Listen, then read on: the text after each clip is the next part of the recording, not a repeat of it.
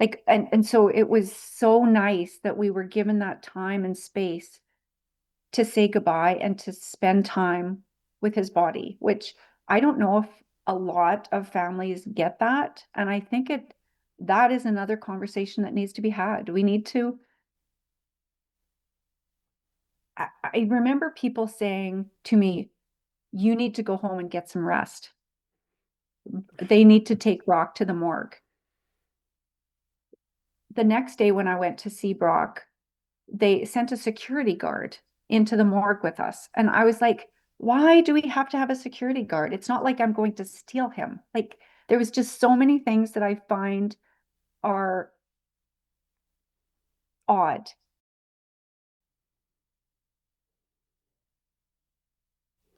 Hello, and welcome to our next edition of Beating Cardiac Odds. I am Greg Coon with Cardiac Crusade. And what we do in this podcast, we talk to people that are associated one way or another with sudden cardiac arrest. Today, we are talking with a rock star who I adore, Kim Ruether. Kim, how are you doing? Love you. I'm I doing love you good. too so much. And we are connected. I mean, it's crazy how we are connected in two, three, four different ways. We've seen each other in person twice, but it's like family. It's crazy because when we saw you a couple months ago, it was, oh my God, there's Kim, ran over to you, give you a big old hug, and but that's just how this world is. Our world is. We have a tight connection because we have a common thread. So okay. Let's start off with just tell me about, we're going to get into Brock and that whole world, obviously is going to be majority of what we're talking about. But tell me about, your family, where you live, et cetera. So I live up in northern Alberta in a little town called Fairview. Um, I grew up in a little town actually an hour north of there of here, and my mom and dad homesteaded. My dad was from Denmark, my mom was from northern Alberta. And yeah, I have two sisters, and I went and took my X-ray certification, and then came back here to Fairview, got married, farmed, had four kids in 5 years, busy life, and I still work part time as a senior tech here in Fairview, and I also took on a role of working with EMS as a first responder just in the last year, just to learn more about the process of EMS and how to better understand patient care reports and things like that when we're pulling sudden cardiac arrest data. So it's been a journey, and it's a great place to live. You know, it's a little bit north and a little bit cold, but A little bit, it gives you a little bit more time to doom scroll or watch Netflix in the winter. for sure. Okay, so I'm going to jump to a year. So when did Brock have his sudden cardiac arrest? So Brock had his cardiac arrest May 22nd of 2012. It was it was the Tuesday after the May long weekend. Okay. So it's been a few years, and you've done a lot in the last few years. Let's talk about, though, first, what happened to Brock. Tell Brock's story, please, ma'am. So Brock was my third kid, and he was super outgoing, friendly, active, a real athletic kid. And he had showed no signs or symptoms. He was busy. The night that he died, he actually was heading off into town for a volleyball practice because the kids were really hoping to be the leaders of the volleyball community for for that upcoming fall season, and so they were going to get a jump start on practices, and so they had decided to have a extra practice that May um that Tuesday evening, and so he went to school, and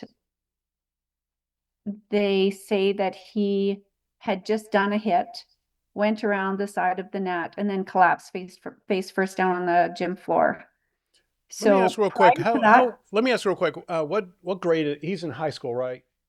so he was in grade 10, Okay, and got it. And how old was he? he was 16. Okay, Yep. Go ahead. I'm sorry. So he was in grade 10. Had just got his driver's license a few months before, and like that fall before, because he was driving grain truck for us. And like he had a constant rotation of friends. Either he was over at his friend's place, or friends were always over staying at our place, and they were dirt biking or quadding or paintball, gun playing, or chaos. Because him and his little brother had a ton of friends, and it was just really active. And then farming, they helped out with farming, and so he was a really kind, delightful part of our community. Just a great kid. He was the peacemaker of the family, lots of fun, Awesome. absolutely beloved by so many people. Love to hear that side of him. So he was on the volleyball court at practice. Yeah, so he was on the volleyball court, and apparently he just collapsed face first. His friend Corey went over and shook him or tickled him, and there was no response. And so, because initially the kids just thought he was joking. And so then Corey turned him over, and he said when he turned him over, he noticed that he was turning blue around his hairline and around his mouth. And so the kids ran and got some extra teachers, because there was a big meeting that evening in the school. So there was the coaches, there was extra teachers, the principal and his wife. There was one of the sisters of one of the boys. She was away at college doing her athletic therapy training, and she was actually even there that night. But unfortunately, they called 911, and the girl that took the call was actually in training. And so she didn't recognize the agonal respirations. And What did they so tell this her? whole, What did they tell her that Brock was doing? Did someone say that? um, Go ahead. they said that he had collapsed. Um, his heart was not beating, and he was not breathing properly. And, but it was coded as an unconscious fainting instead of a cardiac arrest. So, and then it used to be that there was a breathing detector that was put in place for the protocol. So I think they used card 31, which is the pro QA terminology for what they do in 911 dispatch through the International Academy of Emergency Dispatch. And so it used to be way more cumbersome. And so it was coded as unconscious fainting. Then it took 5 minutes before they went down the path to cardiac arrest. So then she had told the kids to grab the AED in case we need it later. So the AED was right at the gym doors. They got it, put it beside them, but then it was never prompted to be used, and everybody was too afraid to use it and didn't understand how important it was to use that AED. So it just laid there on the floor beside him as he died. The ambulance, I think, took about 13 to 15 minutes to get there, and then there was some issues with getting the equipment and on and on. So basically, by the time he received the first shock, I think it was 13 to 15 minutes, whatever. Anyway, he died.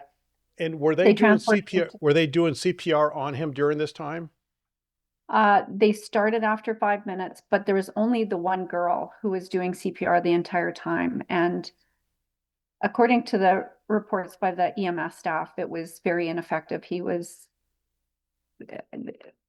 There was obviously a issue with hypoxia when they got there. So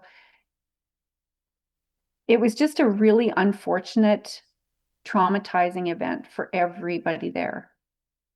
The one teacher, the principal and his wife were friends of our family, and they used to take our kids camping, and so they knew Brock extremely well, and he was like part of their family. And so Stephanie was the teacher who was doing breaths on Brock, and she really struggled after his death, feeling a sense of shame and blame. And one of the problems is that her and her husband and Courtney, I think, had just received CPR training in March that year. But all three of them said that nowhere in the training did it stress how important it was to use an AED. So that wasn't even on their radar. And it was just a real tragic mess of happenstance situation, things that all came together that culminated in his death. And so, and this is absolutely 100% not about blame. I just want to make that very clear. Nobody wakes up in the morning and thinks, I'm going to mess up a family and make sure their kid doesn't survive this cardiac arrest. Everybody that was there that night was very much invested in his well-being, and it was extraordinarily traumatizing for the school community, for all of his friends, for my friends that were teachers and coaches. So I think that that's why I've become so passionate about trying to change the narrative around this and ensure that we have more training and awareness, more preparation for medical emergencies, so that people aren't left with this feeling that they should have done differently or should have done better. That's a terrible place to be in. So I want to talk about because sudden cardiac arrest obviously it, affects the patient. It affects family members, spouses, parents, children, siblings, which is why I think it's wonderful that what's different about CAS in the conference is that they celebrate these co-survivors, and you and I are co-survivors in two very different ways, but we're still co-survivors. And but there's the difficulty, and even if you're a paramedic, I mean, you're 90% of cardiac arrest victims don't make it, and so that's unfortunately a big part of what they have to deal with. And but then you also have the ones that are immediately there, that, like, your friends, I mean, the school faculty, and how did they deal with it, and the others. Can you talk to that a little bit more, because that's a big part of what this is all about. Oh man, that is such a huge part of the whole journey.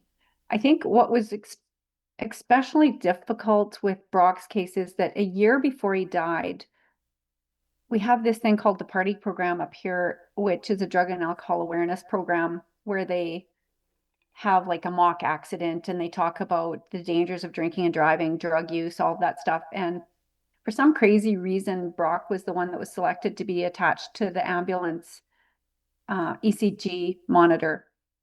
And so they hooked him up, and it was very abnormal. And so the one EMS worker said to the other, hey, come over, look at this. And Brock was like, oh, what's wrong with my heart? And oh, the teacher came over and she was like, take the leads off, hook them up again. So they did. And it was still really abnormal. So they said, it's the monitor. There's something wrong with our monitor. So they took a little tracing, ripped it off, gave it to Brock. And then a year later, he was dead. And that was the same teacher who was my friend who was giving him breaths that night in the gym. So you have this tragic bunch of events that led up to a death that could have been prevented had someone just said something about that abnormal ECG. And so you see all of these people traumatized by these awful events and deaths, and then there seems to be no real support. No, like for example, one of the big bunches of feedback that I had after Brock's death was that the kids in the school didn't feel like there was any support, nobody for them to really talk to. The they felt like there was no debriefing that was available to them. Like for example, Stephanie, she said she was doing CPR or doing breaths on Brock even after the paramedics took over CPR, but yet she wasn't invited to the debriefing that was part of their narrative. And so she didn't feel like she ever had a chance to discuss what happened and feel like there was any, I guess, answers. And I think that that is one of the spaces where we really need to do a much better job is supporting families, friends, bystanders, even first responders when there's been a highly traumatic event or death, such as that, especially of a kid, where we can step in after and say, you did the best you could. This is what we've discovered. How can we help you? Here are some answers. I think those are the things that are really missing, and we need to do a way better job. And I think that's one of the things that's one of the reasons why I went into this EMS gig, is because I want to learn more about how do we do better death notification? How do we involve the family in a cardiac arrest event so that they can say, while we're working on their loved one, they can sit right beside them, rub their arm, tell them they love them. We know that 90% don't survive. Hopefully that will change as we get better with high performance CPR and other tools and techniques. But we need to be very clear that the chance of survival is extraordinarily low. You need to speak with your loved one and make sure that they know how much you care before this code ends, or this attempt on at saving their life ends, because the reality is that they're not going to make it. I celebrate the cases like with Julie where people actually do survive. It's inspiring, delightful, and I can't help but hug them and touch them and lick their face. Like it I brings me did so get much. licked. That's what that was when you.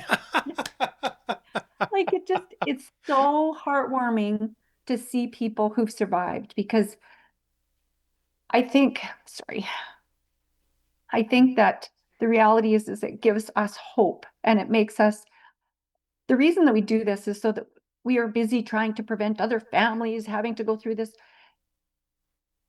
And really, when we see somebody who's survived, it gives us hope that our work, that all of these hours and days and weeks and months and years that we put into this work it might be yielding just a few results. And you'll trigger me. Same thing. Yeah, because to give up a So loved one is so tough. And then to see other people getting to keep their loved ones, it's like your heart grows in sizes by 10 times. I feel like the Grinch. My heart is getting bigger as I see more survivors. but there's a guilt that you know we have our monthly Zoom calls, and we share our story, and there's yes, congratulations, you're part of the 10% that survive a sudden cardiac arrest. Congratulations, you survived. But excuse me, but fuck me, there's a lot of really situations where they are dealing with cognitive issues, and a lot of they made it, but oh my God, they are having a really hard time. So there's the survival guilt part of it. Is like I feel bad telling our story because it has a wonderful outcome. It's the perfect outcome. Um, uh, uh, I just did an interview a little bit ago with someone who had a sudden cardiac arrest and got a shock within 1 minute, which is crazy, crazy. And the national survival rate is 10%, as you mentioned. And if we can push that to 11%, can you imagine how many hundreds and thousands of lives will be saved over time with just that 1% increase? And but if you get a shock within 2 minutes, you know what the survival rate is? Do you know offhand what it is? Typically, it's 92%. So you Depends on so which study you look at. oh totally exactly. Generally speaking, it's like 80% for the 2 minutes, 90% 1 minute. I mean, it's Damar Hamlin. That's why he's still around, because he got a shock so quickly. A sudden cardiac arrest is quite survivable. And as you know, that more than anyone else. Okay. Did you know about sudden cardiac arrest and then this medical world before Brock had his sudden cardiac arrest? Shit, friend, when honestly, it's embarrassing to admit this. I had worked in X-ray for 25 years when Brock died, and I thought, literally, I was so dumb. I thought only chubby feet people and old people had cardiac arrests and died. I literally did. Like when Brock was on the stretcher, because they brought him to emerge and they were still doing compressions, I was like taking pictures. Oh, this is gonna be so fun. I'm gonna share them at his grad and at his wedding. And then all of a sudden the doctor came over to my husband and shook his hand and said, I don't think we're gonna save your son. And I was like, mind blown. What the actual hell is going on? What do you mean you're not going to be able to save him? What is even wrong with him? I couldn't even comprehend what was going on and that he wasn't going to live. And so I had no idea. I had zero idea. And then I thought I was the only mother ever to have lost a kid from sudden cardiac arrest. I felt isolated. I felt alone. I thought I'd done something wrong because he had stood in the kitchen 2 weeks before, clutching his chest, saying he had chest pain. And I was like, I've got to go to Cargill and get some fertilizer. You're going to be fine. Everybody has chest pain. Stop whining. Don't be a baby. If he was 65, I would have ran his ass in and got him an ECG, right? But it's not even on our radar.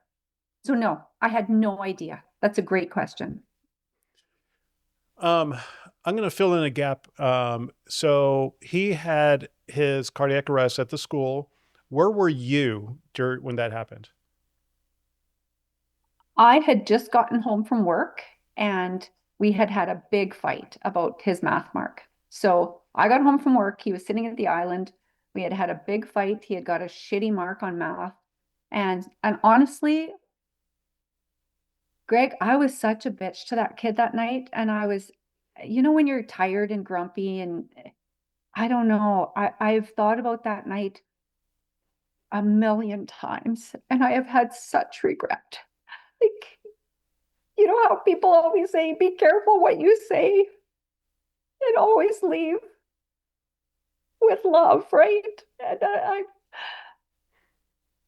remember he came, I had gone into the bathroom, I was running the tub, and he had come around the corner and he said, are you sure you don't want to come along with me, Mom? And I was like, no.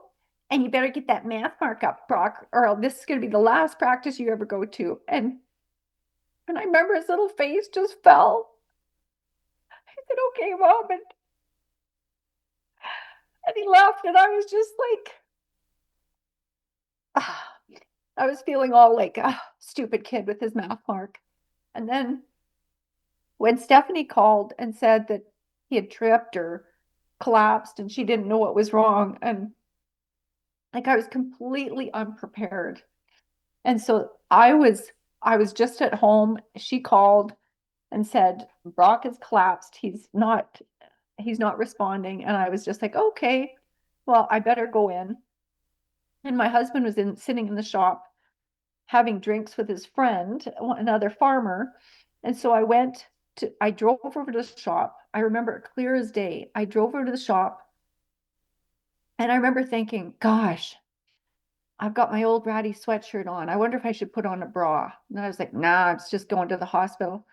And then just as I was reaching down to grab the handle of the shop door, I just got this overwhelming feeling of dread, like just this overwhelming feeling that, oh my God, something is really wrong. And I went from like dum de dum de dum to just all of a sudden, I started shaking and I opened up the door and I said, Wayne, we've got to go to town. Something's happened to Brock.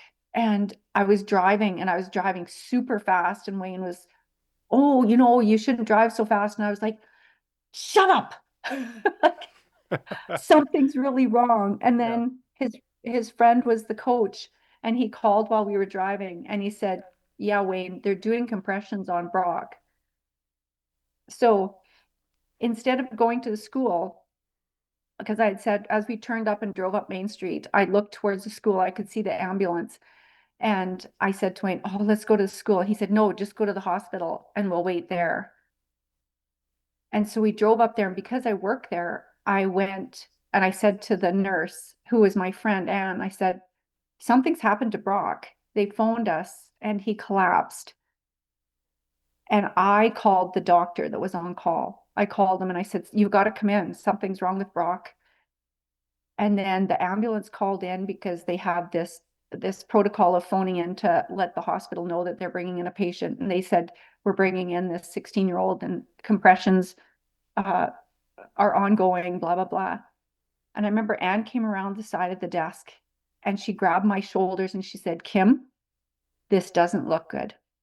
Oh, And I was wow. like, oh, what does she know? He's Brock. He's 16. He's survived a terrible snowboarding accident. He like, these kids seem indestructible, right? Sure. Yeah. Terrible, terrible night. So you arrive at the hospital before or after he arrives there? Before. Okay, so you know he's on the way. He'll be there shortly. And you're Yeah. taking pictures because you're like, all right, this is just another fall from a boy Yeah. stuff. Yep.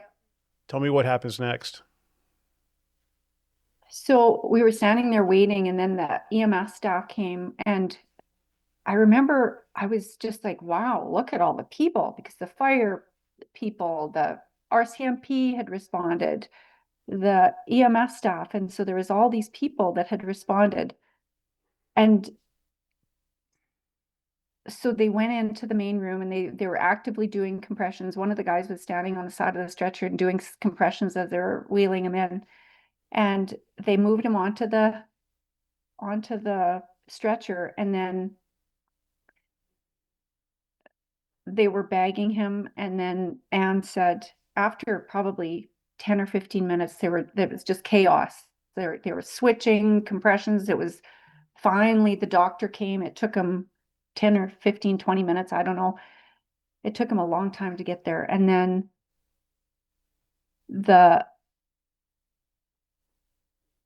the nurse, Anne, she came around and she said, you can go talk to him. And I remember one of the EMS guys, he kept looking at me, and Wayne was standing beside me, and he started rubbing Brock's legs. And Scott, one of the paramedics, was just kind of giving me this weird look. And then when I went around to kneel down and started just whispering to Brock, and I kept saying to him, I'm so sorry. I'm so sorry, because I felt so bad for our fight. And then I got up out of the way, and I remember going outside, coming back in, and I remember all of the kids, the entire volleyball team had come and shown up, and they were all sitting there watching from the waiting room. The nurse had gone while I was standing just outside, and she had said to all the patients, the waiting room was packed full of people. And she said, we have a very terrible emergency. And she said, if anybody could go and come back tomorrow, then please do. And I remember there was just like this mass exodus. These people were respectful and quiet, and they just filed out. And then all of a sudden, all the kids' parents started showing up. And I remember it was like these centuries of parents just lining the halls and the walls. And it was like they were there to bear witness to this terrible, horrible, awful day. And I remember being so grateful that all of these moms and dads were there. And after I got my coworker Brenda to run out to the farm to pick up Ryan, my youngest, and he arrived while they were still doing compressions. And I remember like he just looked traumatized. In retrospect, I don't know if that was the best idea. It's only now that he's an adult that we were able to talk about it. And he said at the time he was absolutely traumatized, but he said it also was a gift because he was able to feel like he was there supporting his brother on his journey. And it also built in this enormous respect for the police and firefighters and EMS staff that were working so hard. So I don't know. That's always a tough one, right? How much involvement you want to have. I wish in some ways that they would have continued CPR just a little bit longer till my oldest daughter arrived from from the city. It took her an hour to get there. well, an hour and a half. And by the time she got there, they had stopped CPR. And so she always felt like she didn't really get the opportunity to say goodbye while they were still doing compressions. Right. And like these are all things that are so important that we talk about so that we can get better processes in place. Sorry, I'm all over the place. No, no, no, no. This is frankly wonderful. It's true. It's you. It's your experience. It's as I'm listening to you tell your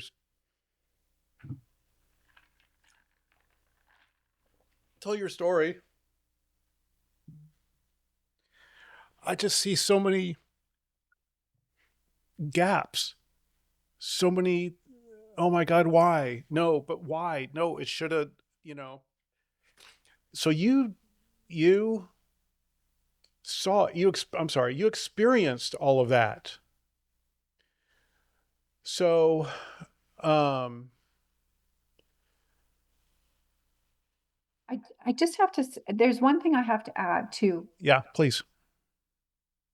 Being that I was part of the hospital staff, I was given grace that so many others do not. I was welcomed into that room, and the one paramedic that I talked to after, he said, I had no idea that was your son. I've worked with you all these years, but I didn't know your kids, and I thought you were just there doing x-rays. And another paramedic was like, why is she in here? She shouldn't be here. The family shouldn't be here. And there's this mindset that medical professionals lots of times think that they are the experts and the family shouldn't be involved. They should be put in the little room next door. There's all these archaic historical mindsets. After Brock was dead, we were given a few hours where they moved his body into another emergency room, and they allowed so initially they allowed the entire volleyball team to go in and say goodbye. The RCMP member that was working on him that night, I'll never forget, stood at his side. He had given Brock a ride up to the hospital one night when I had to leave the school during a meeting to do x-rays. And so he knew Brock. And so it was so nice that we were given that time and space to say goodbye and to spend time with his body, which I don't know if a lot of families get that. And I think that is another conversation that needs to be had. We need to, I remember people saying to me, you need to go home and get some rest. They need to take Brock to the morgue. The next day when I went to see Brock, they sent a security guard into the morgue with us. And I was like, why do we have to have a security guard? It's not like I'm going to steal him. Like, there was just so many things that I find are odd. Like, there's so You many said the things word that are archaic. intrusive and wrong. I think that's perfect word, archaic. Yes. Like, and again, I don't think that we handle our grief and our grieving, the whole process in an organic, helpful way. If I have the rest of my life to sleep. If I want to sit with my dead son for Exactly. that entire night, there is nothing wrong with that. Like, I think well-meaning people make decisions for us that we regret for the rest of our life. So that's just another whole topic that we could do a whole nother webinar on that. Totally. And we should. You know what? Yes. Let's put it on the calendar. So I'm gonna get choked up telling this story. When I was at work when Julie had her cardiac arrest, I got the call from the police. They said your wife had a heart event. She's fine because I already knew the outcome at this. She already was back. But you need to get to the hospital here pretty quick. So I'm racing over there, and I'm met at the front at the emergency room desk, and I go to the back, and I see Julie there, and talk to this doctor and this doctor, this specialty, this, for the first hour, somewhere in there, I don't know how many people I talked to about things that I didn't know anything about. I thought she fainted. We all thought she fainted. She had a 3 o'clock hair appointment that she had to get to, you know, and, but then I'm starting to realize what happened.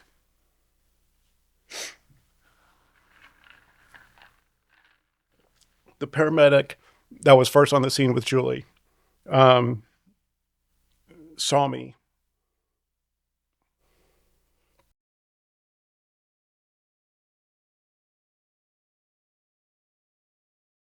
recognized who I was and where I was mentally, emotionally, the whole thing. And he said,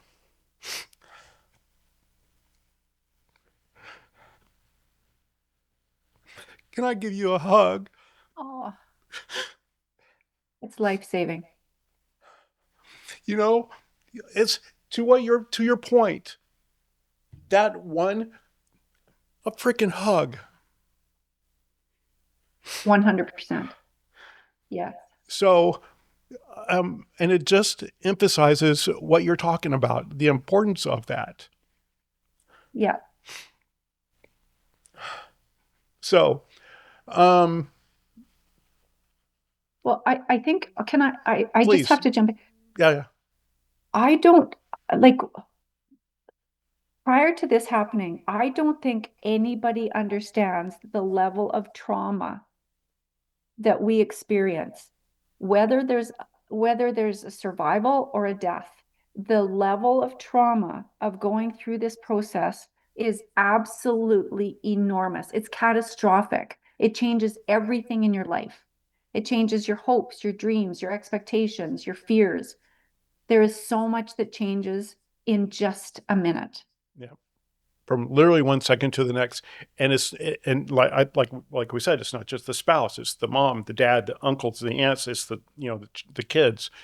So, and which is why, like I mentioned, it's wonderful that they celebrate co-survivors because It is it is absolutely brilliant. And that paramedic recognized and was empathetic enough to step in and tread on the rules, because we're supposed to keep ourselves distant, so we know, you don't do this or you don't do that. You know what? Screw the rules. You need exactly, to be a human first. You need to be a exactly, kind, empathetic, wonderful human that recognizes somebody else's trauma and pain and reacts to try and minimize or help or heal or help in some way. And I think that is the most important thing. absolutely. And when we see him around town, because they'll, the city of Plano, which is our town, we'll have an event or a festival. He's almost always at those kind of things, on standby as a paramedic, and he gets the biggest hug from me. And it's only now that I'm in EMS and working actively on car that my first car accident, one of the bystanders actually gave me a hug because it was obvious I was like a mess. And I was like, I love the fact that people see when we're in need of some kindness and can just reach out. We need Yep. more kindness in our world. Oh my gosh, yes. Yes, yes. Um, okay.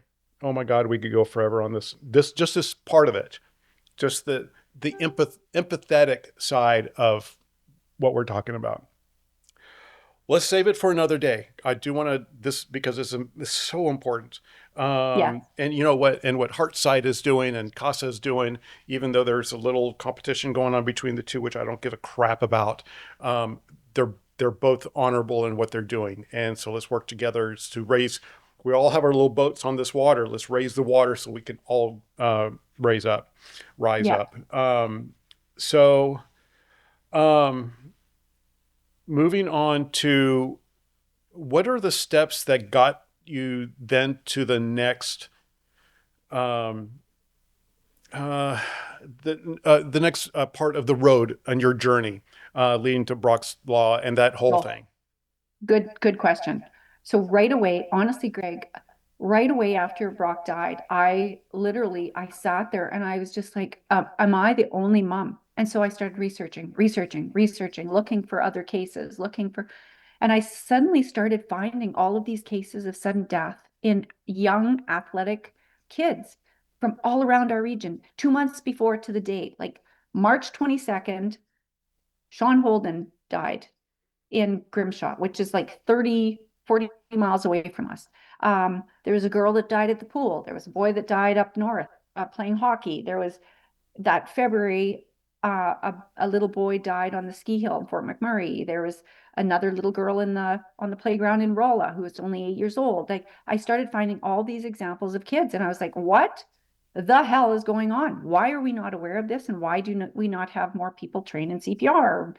And then I requested his 911 call. And so in that process, I finally got his 911 call. And when I went through it, I could see there was all of these gaps, like from the time it took for address verification, the time it took for the recognition of a sudden cardiac arrest, the time wasted with this breathing. Tell me how many times he breathes in the next how many seconds. There was all of these gaps where as soon as they said he's not breathing properly and his heart isn't beating, they should have said, apply the AED, shock him, start CPR. That didn't happen. We had 5 wasted minutes, 10 wasted minutes.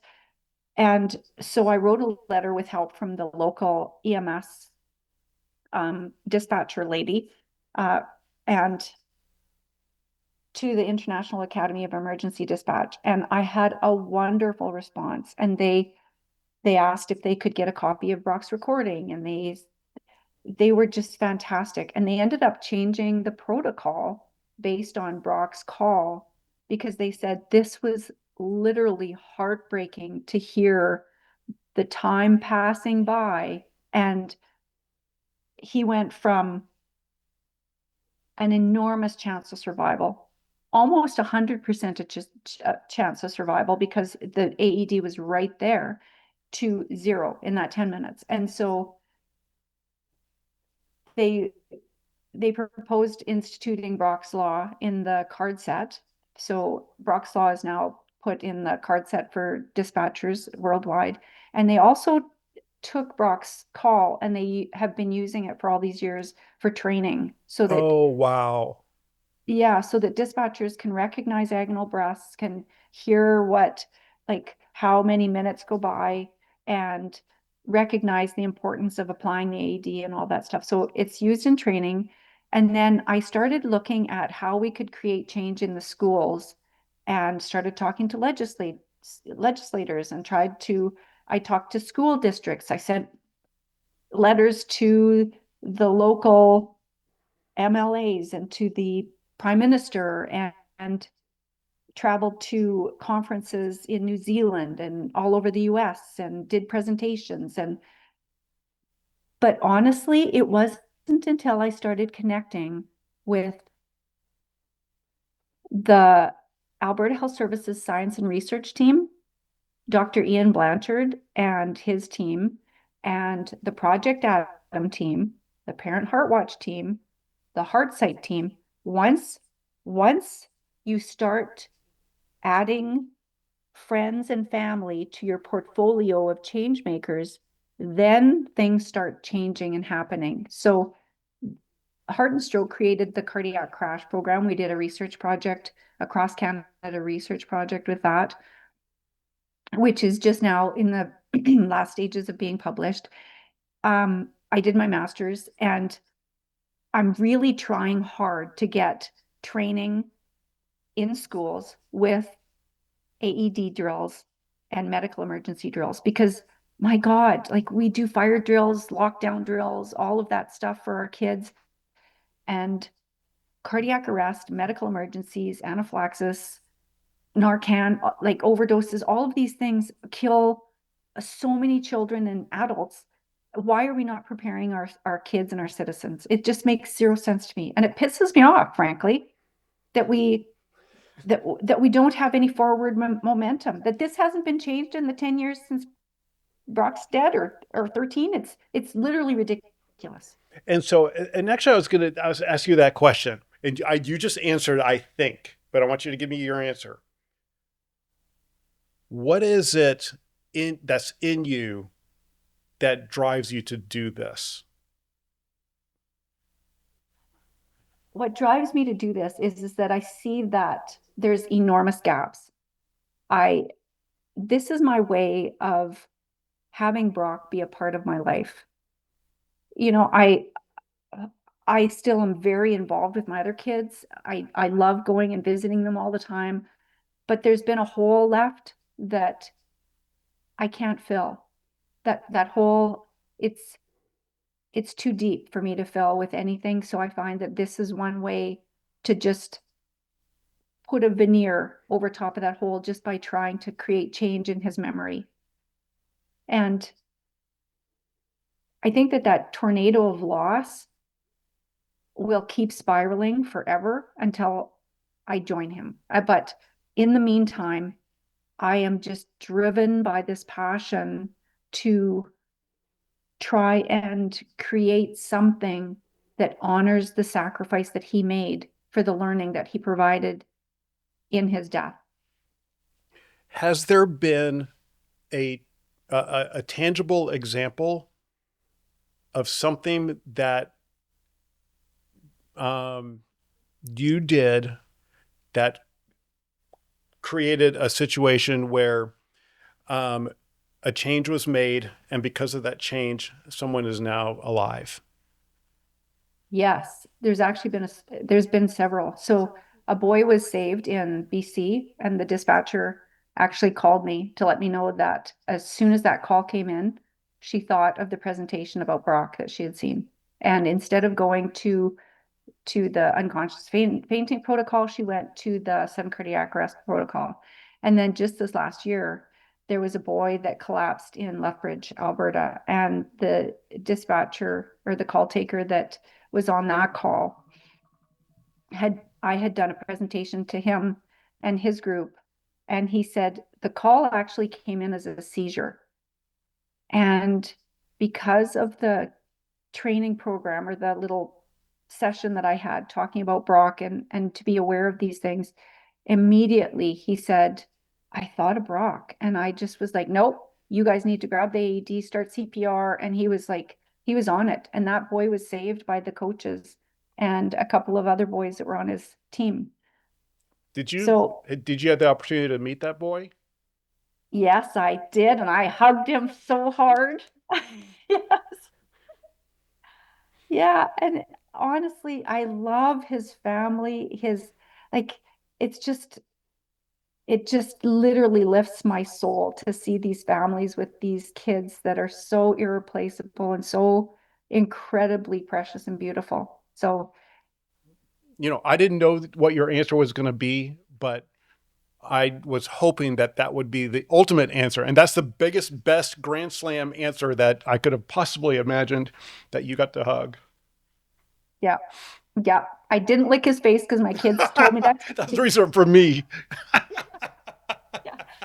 You know, it's funny because I joke about it, but honestly, it's just a profound feeling of gratitude. And when I see some of these kids, also at the Parent Heart Watch, there was a few people who had survived cardiac arrest. And honestly, like, I just, I can't even explain to you how incredibly grateful I am to see survivors and to be able to actually touch them and in person and just to feel that life energy that still is there. Because I remember the night that I laid beside Brock after he died on that stretcher, and it was so silent, and I just felt this enormous sense of loss. And it's like every time I see one of these kids, it's like a little piece of him lives on in some of these kids. And so that's, I think, why I'm this crazy, weird person that keeps trying so hard and making people nuts. You and me, baby. Yeah, you may, baby. You know, that's one thing. You know, one thing, a word used for people describe me And you are right there with me. Relentless. You know, Yep. we are we are freaking relentless.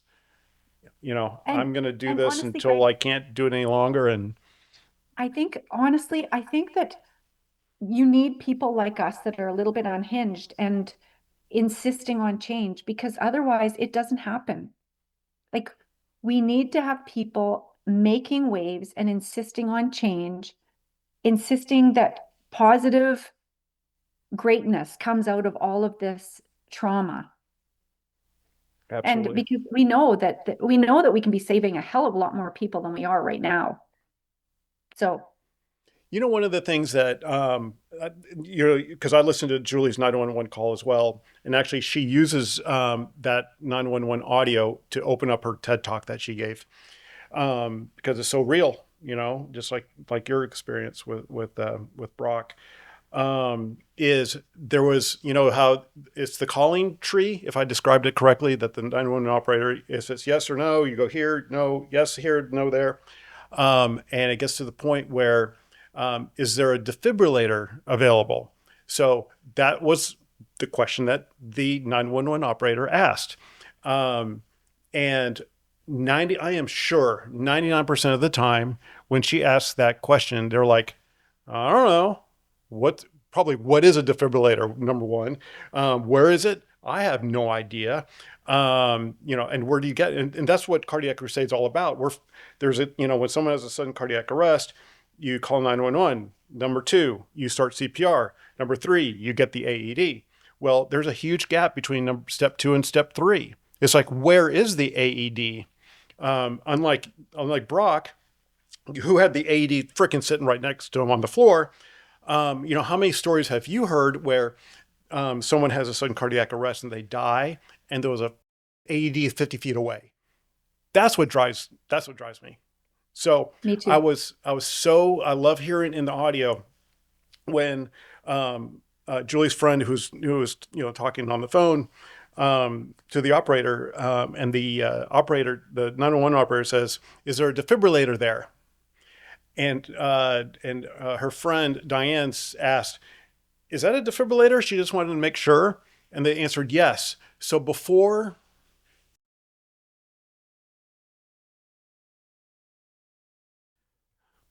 the operator even asks, "Hey, you should get the AED or the defibrillator," it was already there Wow. on Julie's body. That's how That's good. incredible. That's how good those first responders were before the ambulance even got there. That is unbelievable. Yeah. And lucky. Oh, lucky. Exactly. The stars aligned in so many ways. Yeah. Where she was, where if it was 5 minutes before or 20 minutes later, I'd be a widowy, Mhm. whatever. So yeah, no, totally. So tell me, let's move forward, um, to Brock's law. Is that the right term, Brock's law? Yes. Okay, because there's the Project Brock, and then I just want to make sure I'm using the right Yep. term. Yep. Yeah. So basically, Brock's law says an AED doesn't determine the chance of somebody's survival.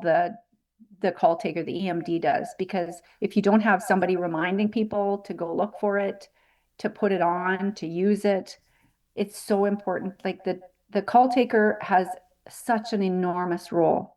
Like, honestly, Huge, they are our first responders. They are the people that are first on scene at every single emergency. And we can't appreciate them enough. We can't, highlight how important they are enough. And the thing that makes me crazy is we need to have them at the table of change and have their perspectives and their input more, so that we do it right. Because I think that by ensuring that we have our call takers able to encourage people to start CPR and get the AED on, to know that they're not going to be hurt by using it. All of those things are so critically important. So So that's basically what the law is about. It's about just reminding dispatchers, call takers, how important it is for them to be advocates for using an AED and really to prompt people over and over. Has their AED arrived? If it has, put it on. Has the AED arrived yet? Sort of thing. So that it's not just one more thing that's forgotten. Yep. Um, Side question. When you're talking with the international, what's it called again? International Academies of Emergency Dispatch. Thank you. I never get it right. Were you working with Jerry Overton? Yes. Were you really? Yeah. He was a huge part of what we're doing. Oh my Um, gosh. love Really? Jerry totally. is so wonderful. I love him. I do too. So you and I know the word Jerry Overton, the name Jerry Overton, but everyone else listening to this is like, who the hell is that name and why does it matter? So let me He's tell you why it amazing. matters to us first, and then you can go. So Jerry Overton, I think his title is president of that organization. So um, Cardiac Crusade. Let me just give it in a nutshell. I looked at my phone after Julie's sudden cardiac arrest, and I was like, now we understand the importance of knowing where the closest AED is. And I looked at my phone and I said, why is it that we can say, hey, Google, hey, Siri, where's the closest Starbucks, but I can't do that with an AED? That's what started this whole thing. Simple little duh. So I put out a change.org petition, and it snowballed, and we got media coverage. We got thousands of people signing up because it's a no brainer. Of course, that should be a thing. So someone who knew someone who knew someone at Google Maps connected us, and so we had a conversation with Google Maps, and about getting this up and running, and having it so that you can say, hey Google, hey Siri, where's the closest AED, and it says you got two of them, one over here, one over there, kind of thing. And Google Maps had a couple big hurdles that we had to go over, and we were doing like a monthly call back at the time. And the first one was, well, first of all, where are we going to get the data from? And I'm like, well, you're just going to add users. We'll just, hey, there's an AED there, and Google is like, haha, you're too cute. No, it doesn't work that way. We need to have a database that we draw from using API computer connections. So we interviewed two or three entities, and the obvious one is PulsePoint. So PulsePoint is our database partner. We are very connected with Rich and his team, and they're just awesome. And I could have a whole video about what we do with PulsePoint, and they're just amazing what they do. But they are our database partner. So after a lot of conversations and calls with Rich, the founder of PulsePoint and Google Maps, they said, "Great, that's our database partner. Check." But we had the next big hurdle. Their big fear, they meaning Google Maps, their fear was someone has a sudden cardiac arrest and they are down. You need to take action on this patient. Their concern was, oh my God, they're down. Da, da, da. They're on the phone. They're looking for the thing and the Google Maps and AED, and he dies. That's what their fear was. Enter Jerry Overton, Superman with his cape, and saying, no, no, no, no, no, no, you cute people. having AED locations on your surfaces will do nothing but save lives. And his stamp on what we are doing, and he loves Julie, by the way. Jerry, if you're watching Aw. this, I know he does. It's not me, it's all Julie. But he is the reason we have gotten so far with primarily with Google Maps. And then COVID hit, and that sidelined everything for a long time. And we're still working our way to get there. But you made a point, and I was going to bring this up, that the 911 operators are literally the first in line in the chain of, in the chain of survival is what they do. While I love my crazy idea of being able to say, hey, Google, hey, Siri, where's the closest AED? And it pops up just like it would at Starbucks. Having 911 operators have access to that information, frankly, will save a whole lot more lives. It's just, I think it's cool having it pop up, but bottom line is they need to know where the information is. And if they could say, oh, you're at this restaurant, you start CPR, ambulance is on the way, it'll take 9 minutes to get there because of whatever traffic. Have someone else run across the street to the restaurant. It's at the behind the bar, go get it. And that takes 90 seconds. That person is alive compared to being dead. So we love You know Jerry. what, Greg?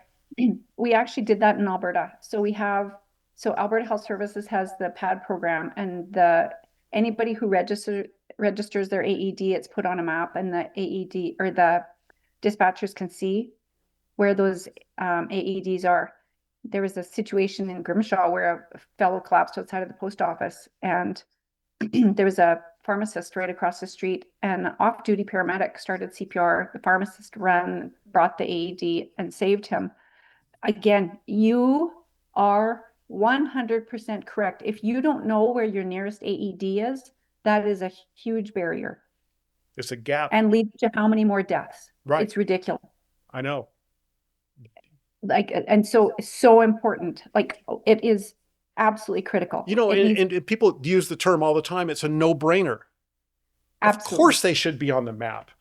And Yeah. because, liability and all kinds of other things. And just having, and with Google and Apple, it's the right person needs to have the right authority to say, yes, we're going to do that. To me, I'm like,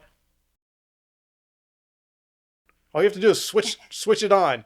Your API is already coming in from ready to go from PulsePoint database. Just do it. Yeah. And so Yeah. and so one of the things I will say, last thing about the Google thing, our main contact there, he noticed a little frustration in my voice during one of our monthly calls. And he goes, Greg, damn it, you're triggering me a lot here. He goes, Greg, I know you're a little frustrated that you want just come on, turn it on, make it work. And he goes, but I got to remind you that you and Julie have moved mountains. And we have. We've eaten an elephant. You know how do you eat an elephant one bite at a time? We've eaten an elephant. The problem is that there's the herd of elephants that we still have to eat. And so we got a long way to go. But I was very nicely told, straightforwardly by my friend over there in Google, that we have moved mountains. And it will. Oh, the last thing he did say is that, look, it'll be a thing. It may take a month, a year, or 10 years. It'll be a thing. So, yeah. Well, and again, if there wasn't people like you and Julie who were making these big efforts, nothing would change. So just imagine, like, how many people would be dead if it wasn't for the work that you've done already. So, kind of on that note, I'm going to do a little. I did a little study because of HIPAA. We can't access this person. John Smith is alive, whatever, because of our efforts. Statistically speaking, and to date, we are now well over 10,000 AEDs that we have mapped. So Wow. if you take those 10,000 AEDs and look at population density, and I did a whole study, thank you AI for helping me, my little brain, work through all those numbers. But statistically, those 10,000 will save 16 lives every year. Wow, that's unbelievable. But you got the what's the word? Satisfaction or fulfillment, being able to hug a kid who is alive because of your efforts. I can hug a statistic, but you got to remember, 16 people are 16 lives, which equals 16 husbands and daughters, and yeah. Oh, that's just it. It's profound. Yeah. Like, the ripple effect is absolutely profound. Yeah. And it compounds too. And that's just once a year, as we add more, it does more. And then there's year number 2, So yeah. That's why I do it. Oh, you know what, Fran, who's we all know Fran, a sudden cardiac arrest survivor 30 years ago, something like that. Yeah. And still is out there, and she's a therapist, and she we all have our way of dealing with what happened in our situation. You've done what you've done and hit a grand slam, and you're continuing to do it years later. This is how I deal with it.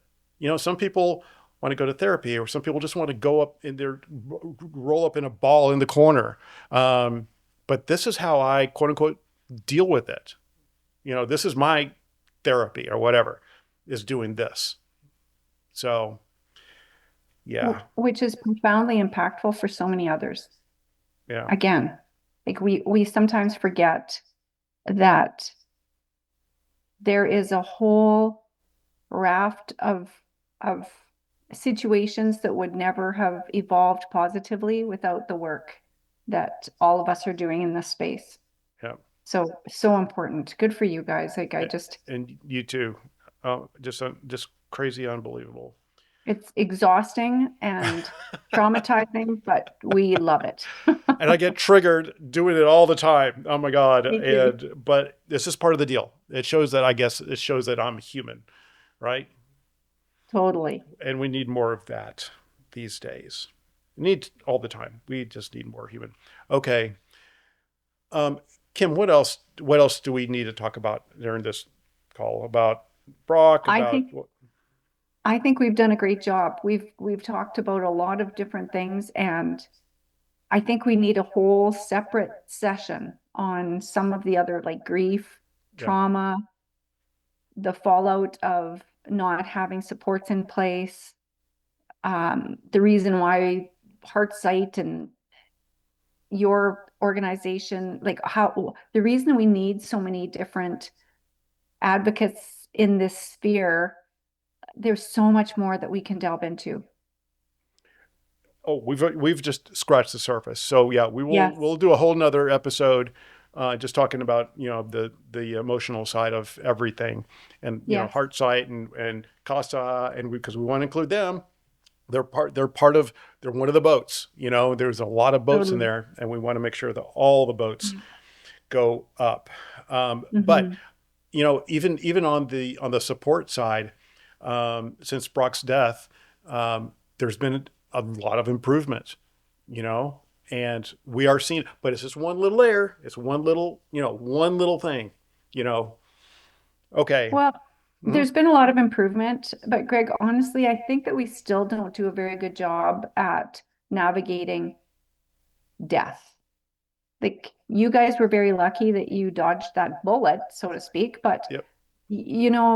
I think we we sometimes dance around the whole death, funerals, grieving, what do you do after the mess that your family's left in, the the trauma, the suicide, the addictions, the all of those things that come with an extraordinary, terrible, horrific trauma. And so for our family, it was extraordinarily tough.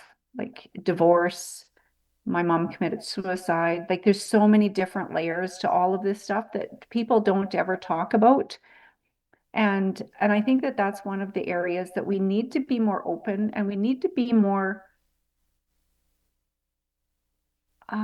I think that we need to be more available to other people who are facing this sort of a situation. And I found it so even like when we talk about co-survivors, I found that when we go to the conferences, there's a huge segment of positive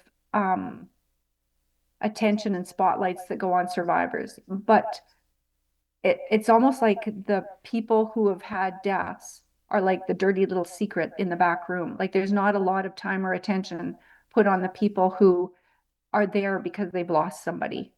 It's like, oh, let's celebrate these survivors. But the reality is, and I'm not saying that that's not important, because that's enormously important, because it gives hope to all the rest of us. But like, for example, I said at this last conference, the last CAST summit, I said, you know, there's survivor badges, little ribbons for survivors and co-survivors, but nowhere does it say that we're there attending because we've lost somebody super important. And So so I think you don't have a bereaved ribbon? No way. I never noticed that. because you're right. Yeah. We had her tag with I had 3 or 4 of them that I had, and Julia had her 3 or 4, and there was nothing that there's not one of those in that rack thing had bereaved. Or in memory or Yeah, anything. however you want to put it. Yes, exactly. So I think that we do a terrible job of recognizing Mm, that there is an extra, as we know, 90% of the people are dead. yeah. So there's a very small percentage of survivors. So I guess you don't have to worry about as many ribbons if you're just focusing on your survivors. They'd run But out of ribbons. Okay. that's right. Okay. That's one thing about this community is that we have a dark sense of humor, don't we? Yeah, we do. Yes, we do. Yes, Yeah. we do. And you're going to have to just deal with it, people. Kim, I just love you, and you're just the best in the world. And I just admire you so much. Well, ditto, my friend. I literally absolutely adore you and Julie so much. I'm so grateful that I met you and that Yeah. you've become part of my family. Oh, it's families for sure. So, so we need to continue this conversation again, Okay. but I'm Well, actually on call for X-ray, and so I need to go. and I need to go to the bathroom. Yeah.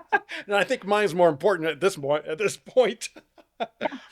Okay, And Kim. I'm glad you solved your power crisis and that the power came back on. So that's Yes, good. that was total user error. Okay, Kim, thank you so much. I love you. And we will be talking again very soon. I appreciate you. Yes, let's do that for sure. I look forward to it. Love you, my friend.